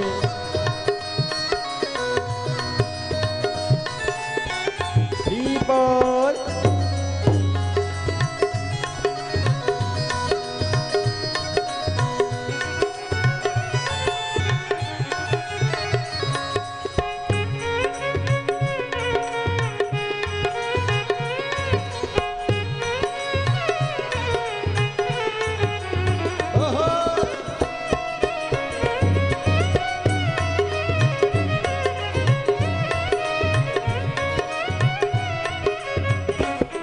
समझाना बड़ा मुश्किल है। समझाना बड़ा मुश्किल है। समझाना बड़ा मुश्किल है। समझाना बड़ा मुश्किल है। आखिर वो दर्द दिल है। आखिर वो दर्द दिल है। आखिर वो दर्द दिल है। आखिर वो दर्द दिल है।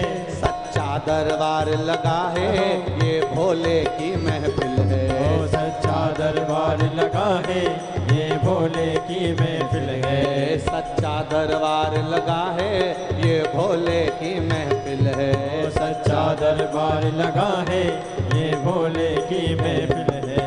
नैनों को काशी वाले का नैनों को डमरू वाले का नैनों को काशी वाले का दीदार चाहिए। वो काशी रहने वाला भोलानाथ चाहिए। वो काशी रहने वाला भोलानाथ चाहिए।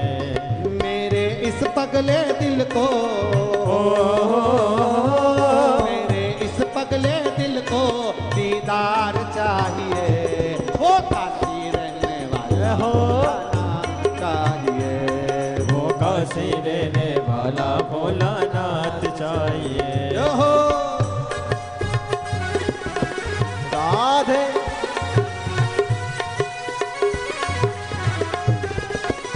महाकाल भगवान की जय हो।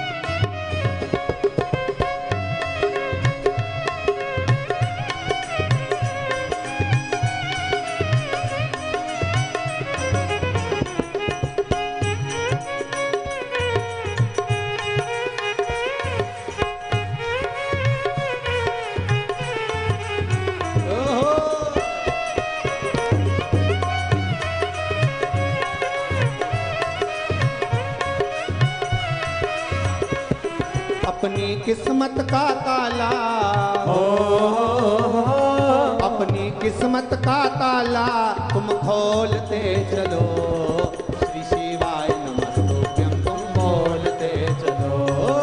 श्री शिवाय नमस्तुभ्यं तुम बोलते चलो। बाहर बैठे हुए भी दोनों हाथों से बड़े प्रेम के साथ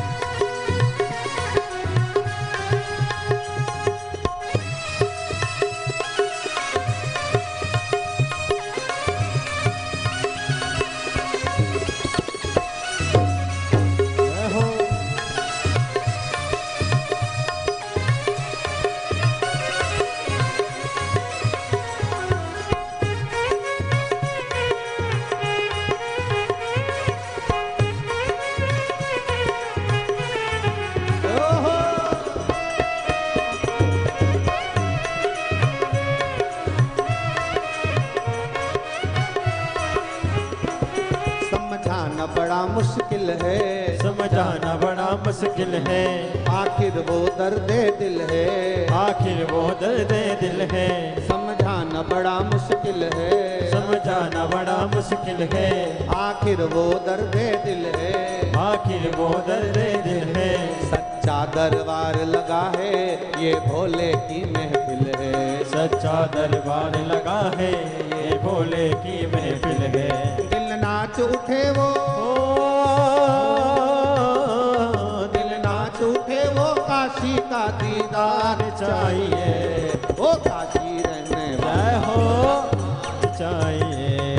वो काशी रहने वाला भोलानाथ चाहिए। वो काशी रहने वाला भोलानाथ चाहिए। वो काशी रहने वाला भोलानाथ चाहिए। अपनी किस्मत का ताला हो अपनी किस्मत का ताला तुम खोलते चलो। श्री शिवा रहो बोलते चलो। श्री शिवाय नमस्तुभ्यं तुम बोलते चलो। श्री शिवाय नमस्तुभ्यं तुम बोलते चलो। ओ श्री शिवाय नमस्तुभ्यं तुम बोलते चलो।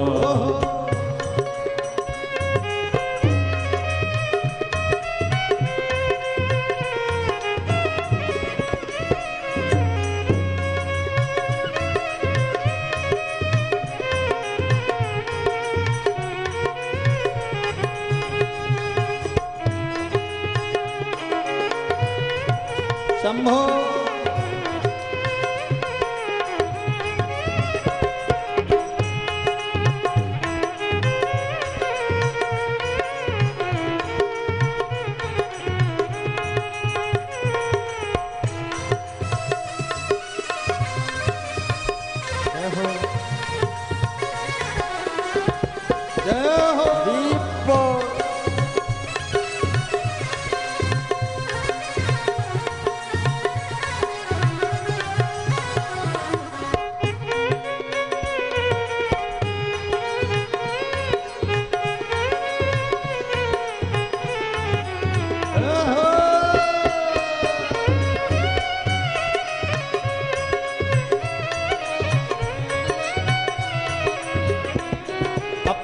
किस्मत का ताला तुम खोलते चलो, अपनी किस्मत का ताला तुम खोलते चलो। ओ श्री शिवाय नमस्तुभ्यं तुम बोलते चलो, श्री शिवाय नमस्तुभ्यं तुम बोलते चलो। ओ श्री शिवाय नमस्तुभ्यं तुम बोलते चलो, ओ श्री शिवाय नमस्तुभ्यं तुम बोलते चलो। ओ श्री शिवाय नमस्तुभ्यं तुम बोलते चलो, ओ श्री शिवाय नमस्तुभ्यं तुम बोलते चलो। ओ श्री शिवाय नमस्तुभ्यं तुम बोलते चलो, ओ श्री शिवाय नमस्तुभ्यं तुम बोलते। हर महादेव है। अपने स्थान पर बैठकर बाबा देवाधिदेव महादेव से अपने दिल की बात सब कहो। आज कथा का विराम दिवस है। दिल से जहां जगह मिल जाए वहां बैठ जाओ, पर दिल से बैठ कर कहें, भाव से बैठ कर कहें बाबा से अपने हृदय की बात दिल से।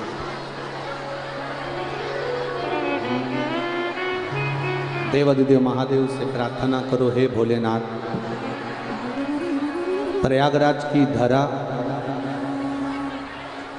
गंगा मैया का तट, यमुना मैया का तट और ये पावन शिव चर्चा मिली है। बाबा,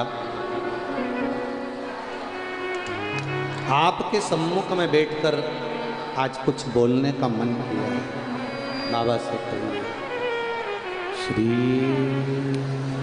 शिवाय नमस्तुभ्यं, श्री शिवाय नमस्तुभ्यं, श्री शिवाय नमस्तुभ्यं, श्री शिवाय नमस्तुभ्यं, श्री शिवाय नमस्तुभ्यं। भोला सब दुख काटो मारा, ओ भोला सब दुख काटो मारा। शिव शंकर जपो तेरी मारा, भोले बाबा जपो तेरी माला, भोला सब दुख काटो मारा, ओ भोला सब दुख काटो मारा। वेश है मंगल मंगलकारी, वेश है मंगल मंगलकारी, शमशान वासी हमारा, शमशान वासी हमारा, ओ भोला सब दुख काटो मारा, ओ भोला सब दुख काटो मारा। भगवान शिव की कथा कर रही है, उससे प्रार्थना शिव महापुराण के बीच में जब भी श्री शिवाय नमस्तुभ्यम बोलकर बोला जाता है दुख काटने की बात, आपकी डोरी उससे बंधी होना चाहिए। और फिर बोलने के बाद आपका जो मन में भाव है वो बाबा से अवश्य कहना चाहिए कि किस लिए आप शिव महापुराण की कथा को सुन रहे हो, किस कारण आए हो। बाबा से अपने दिल की बात कहें। जीवन गया, निकलता गया, शिव कथा कर। तारकासुर को मारना, बेटे का जन्म, और वो तारकासुर मरेगा क्या, उसने मांगा है कि मैं भगवान शिव के पुत्र के द्वारा, बेटे के द्वारा, बेटे के द्वारा। ध्यान देना जरा, कथा का विराम दिवस है, इतनी सी भी कथा ना चूके आप आए हो, सुबह से इंतजार कर रहे हो इस कथा का, जितना समय आपको मिल जाए मौन रहकर इस कथा का रसतत्व ग्रहण कर लो, फिर इसके बाद 3 महीने में मालूम पड़ जाएगा कि क्या मिला क्या मिला। बड़ी मुश्किल से मिला, कहीं आपके पशुपति व्रत, कहीं आपका पुण्य आड़े आ गया इसलिए ये कथा मिल गया, दिल से। महाराज जी बहुत कठिन था यहाँ पहुँचना, क्योंकि गुजरात की कथा 29 तारीख को समापन हुई, विराम हुई, और 30 को यहाँ 2 दिन 30 और 31 दिया। 3 तारीख से वापस बुरहानपुर में कथा प्रारंभ हो जाएगी, 2 बजे आस्था चैनल पर आए। अब बीच में 2 दिन विश्राम के लिए लिए थे कि थोड़ा, पर विश्राम सतुआ बाबा के इस पावन प्रांगण में बाबा ने खूब अच्छे से कर दिया, कोई कमी नहीं रखी, कोई कमी नहीं। घर के लोग कहे थे कि थोड़ा कम्बल ले जाओ, बिछाने का कुछ लेकर जाओ, प्रयाग मेले में जा रहे हो। प्रयाग मेला मेला तो मेला कर रहा है, पर समीर और आशीष दोनों बोले वो सतुआ बाबा जी हैं, कुछ ले जाने की जरूरत नहीं है, सब बैठे हैं। तो इतना अच्छा व्यवस्था, इतनी सुंदर व्यवस्था दी, और बहुत आप लोग भी यहाँ 2 दिन से, हमें तो मालूम पड़ा कि 1 दिन पहले ही आ गए थे आप लोग, तो आप इतने दिन से रुके हुए हो, तो आप लोगों को तो अंदाज़ा लगा होगा। महाप्रसाद भी बहुत सुंदर बाबा की कृपा से बन रहा है, सब प्रेम से पा रहे हैं, सब आनंद के साथ ग्रहण कर रहे हैं, भाव के साथ उसको पा रहे हैं। यही शिव कथा, शिव कथा कर तारकासुर का पुत्र, भगवान शिव का पुत्र तारकासुर को मारे। अब शिव के पुत्र को पाने के लिए पहले शंकर भगवान की समाधि को तोड़ा था, और किसी की समाधि तोड़ना या किसी के लिए गलत बोलना उत्तमता नहीं है। शिव महापुराण कहती है, शिव तत्व कथा है, भगवान शंकर की कथा कहती है, क्यों तोड़ना किसी की समाधि? पर देवताओं ने अपने हित के लिए, देवताओं ने अपने आनंद के लिए समाधि को तोड़वाया। किसको भेजा? जम के बोलो जरा, कामदेव को भेजा। और कामदेव को जब भेजा गया और कामदेव से कहा गया कि जाओ शंकर भगवान की समाधि तोड़ो, और समाधि टूटेगी तब भगवान देवाधिदेव महादेव की अगर समाधि टूट गई तो फिर उनके द्वारा संतान की प्राप्ति होगी, क्योंकि उनका विवाह होगा, विवाह होकर उनको संतान। आप करो। जब से सती माता गई हैं तब से ये समाधि में बैठे हुए, समाधि में बैठे। जब से सती मैया गई है तब से ये समाधि में बैठे हुए। हो जाता है कभी कभी, कभी कभी हो जाता है ऐसा कि कोई डिप्रेशन में कोई व्यक्ति पहुंच जाता है, बहुत बड़े टेंशन में व्यक्ति पहुंच जाता है। आज आपको एक बात कहना चाहेंगे। एक पत्र आया, देखो,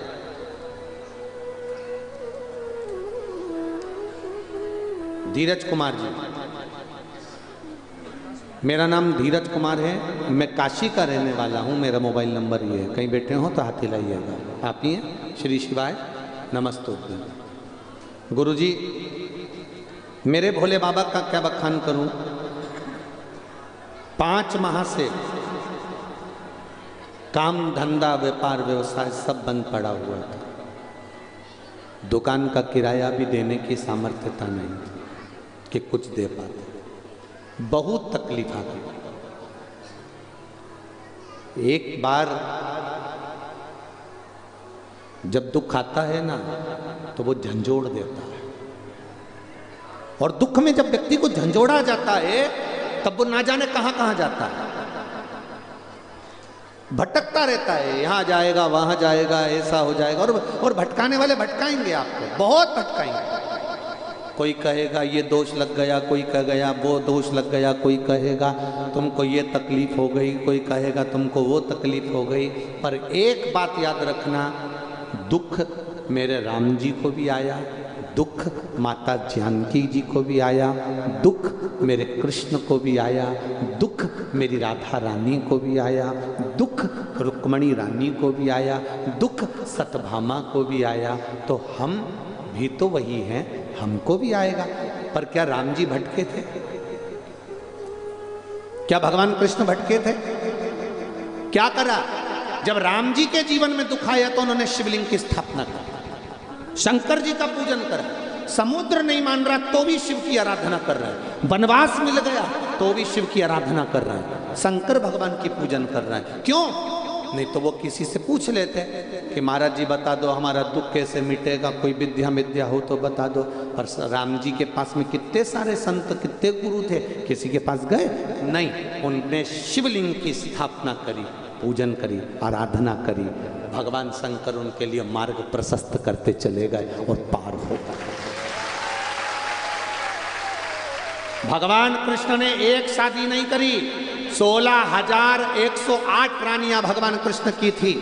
एक औलाद नहीं हुई भगवान कृष्ण के यहाँ, संतान नहीं हुई भगवान कृष्ण के यहाँ।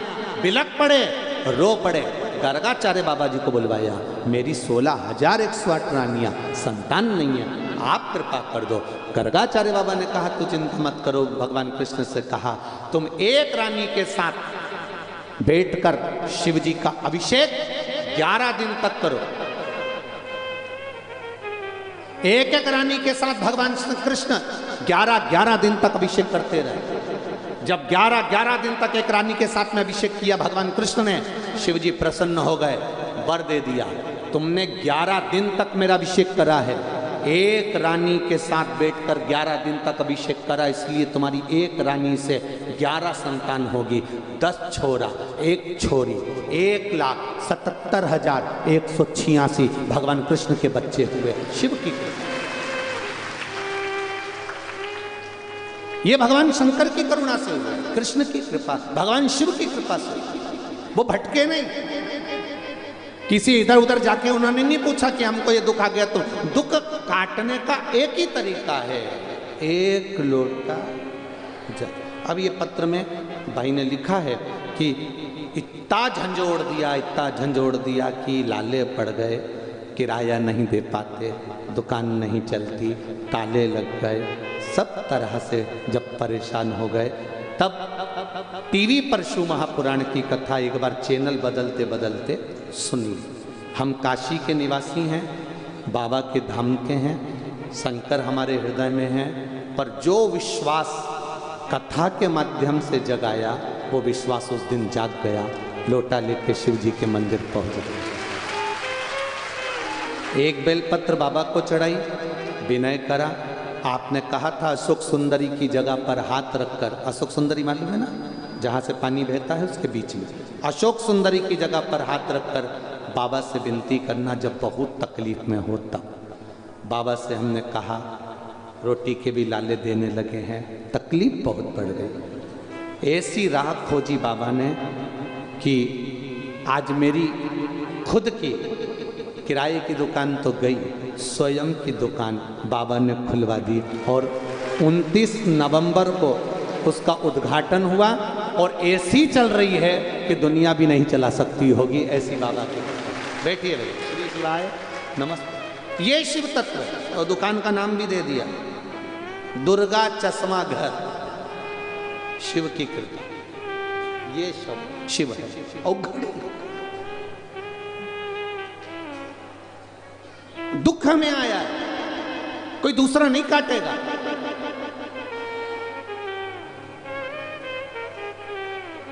कोई दूसरा नहीं काटेगा। दुनिया का सबसे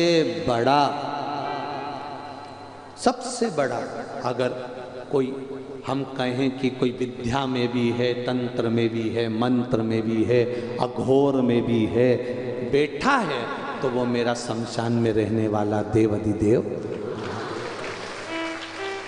कौन समझा? अब कामदेव को भेजा शिव जी की समाधि तोड़ने के लिए। देवताओं का अपना हित करना था, अपना हित जानना था। शंकर भगवान का किसी से बैर नहीं है, शिव जी का किसी से बैर नहीं है, पर वो बैर शंकर भगवान का नहीं है, पर देवताओं का बैरी है। इसलिए देवताओं ने शिव जी की समाधि को, साधना को तोड़वाना चाहा। तोड़ दो साधना। कभी कभी कभी हम मंजिल तक नहीं पहुंच पाते। कारण क्या होता है? हम भटक जाते हैं। मथुरा के विश्राम घाट पर 8-10 पंडा नाव में बैठ गए, भांग छान के पी के। 8-10, और उन्होंने नाव वाले से कहा कि आज नाव हम चलाएंगे, हमको वृंदावन जाना है। मथुरा के विश्राम घाट से चले, नाव पे बैठे, पतवार ली और नाव उन्होंने खेना चालू करी। सुबह 9 बजे के बैठे थे, शाम की 5 बज गई, पर वृंदावन नहीं पहुंचे।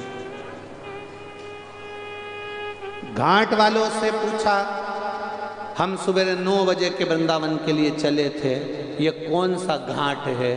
तो कहा ये मथुरा का विश्राम घाट है। तो उन्होंने कहा यहीं से तो चले थे, अभी तक वृंदावन नहीं आया। तो उन्होंने कहा बाबा जी, तुम सुबह से नाव तो चला रहे हो, पर नाव को खूंटे से नहीं छोड़ा है। अगर ये नाव खूंटे से छूट गई होती तो ये वृंदावन पहुंच गई होती। उसी तरह हम लोग भी कई ऐसे ही हैं, बस सियोर वाले महाराज ने कहा है तो लोटा भर के जल चढ़ा दो, पर अभी दिल से, खूंटे से छूटा नहीं है। खूंटे से छूटना मतलब सियोर वाले महाराज के कहने से नहीं, अपने दिल से, कि मैंने कथा में सुना है महादेव सुनता है, तो एक लोटा जल लेकर दिल से पहुंचे तो नैया पार हो गई।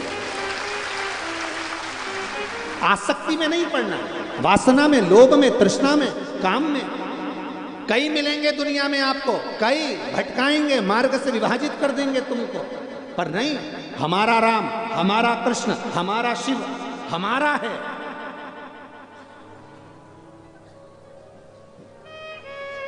भटक रहा है संसार, भटक रहा है।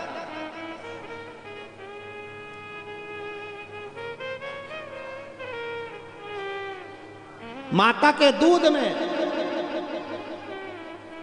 और थैली के दूध में क्या अंतर होता है? बताओ, बोलो रे जितने बैठे।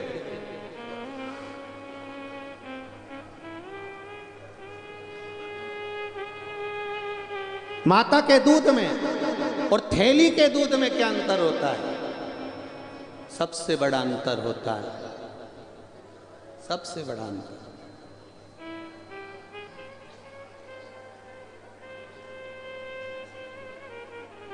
माता का दूध पीने वाला रामायण को पढ़ता है, थैली का दूध पीने वाला उसके पन्ने फाड़कर फेंक देता है।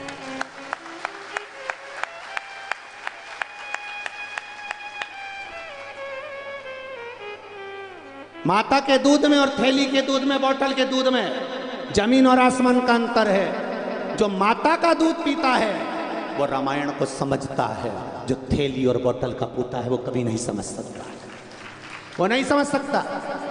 उसके भीतर वो तत्व चाहिए जो माँ ने अपने स्तन से दूध पिलाकर संस्कार दिया है। वो संस्कार का दूध जो पिलाया गया है माँ ने, वो संस्कार का जब दूध झलकता है तब नैनों में क्या, जिह्वा में क्या, 3.5 करोड़ रोम छिद्र में राम झलकता है जब माता का दूध इस हृदय में। पहचानो अपने उस भाव को, पहचानो अपने उस तत्व को। नाव खूंटे से नहीं छूट रही है, और आप उस नाव को खूंटे से जब छोड़ दोगे, इसको काम से, वासना से, आसक्ति से, तृष्णा से, लोभ से जब बाहर निकाल दोगे, तो यह नाव वृंदावन चली जाएगी, अयोध्या चली जाएगी, राम के पास चली जाएगी, शिव के पास, काशी चली जाएगी। ये नाव को छोड़ना पड़ेगा, ये नाव नहीं छूटेगी। हम सुबह से शाम तक खेर रहे दुकान पर बैठकर, सुबह 8 बजे से लेकर रात को 9 बजे तक तुम दुकान चलाते हो। कितना कमाते हो? किसके लिए कमा रहे हो? तुम्हारी पत्नी एक आध दिन पूछ लेना किसके लिए कमा रहे हो? पति कहेगा तेरे लिए, मकान बनाना है, गाड़ी लेना है, जमीन लेना है, जायदाद। 25-25 लाख की गाड़ी में भी घूमने वाले एक दिन 25 रुपए के लोटे में प्रयाग जाते हैं। 25 रुपए के लोटे में प्रयाग जाते हैं, और प्रयाग के लोग अच्छे से जानते हैं। साहब जो आते हैं प्रयाग, ट्रेन में सीट बुक करा के, ऊपर लाल कलर की एक झोली, एक सफेद कलर की रखी, पत्तल में रोटी भी रख रहे हैं, चाय भी रख रहे हैं। कोई बच्चा उस पर चढ़ गया तो चिल्ला के दो, नीचे उतर, उस पर मेरी अम्मा बैठी। अब वो बच्चा कह रहा है अम्मा तो नहीं दिख रही, वो लाल कलर की झोली लोटा रखा है, उसमें मेरी अम्मा है। 400 रुपए का टिकट करा, 2 टाइम खाना खिलाया, 2 टाइम चाय पिलाई, अम्मा को लोटे में लाया, थैली में लाया। एक दिन अम्मा जिंदा थी, जीते जी प्रयाग लिया था, तो थैली में लाने की जरूरत ही नहीं पड़ती, लोटे में लाने की जरूरत नहीं थी। हमारी अम्मा बैठी है सीट पर, अब रो रहे, आंसू ढाल, और मतलब ही रो रहे। एक ससुर मर गया, 4 बहुएं थी, खूब रोई, धाड़ धाड़ के, नई नई डिजाइन में, खूब रोई, खूब। ऐसा लग रहा था जैसे कंपटीशन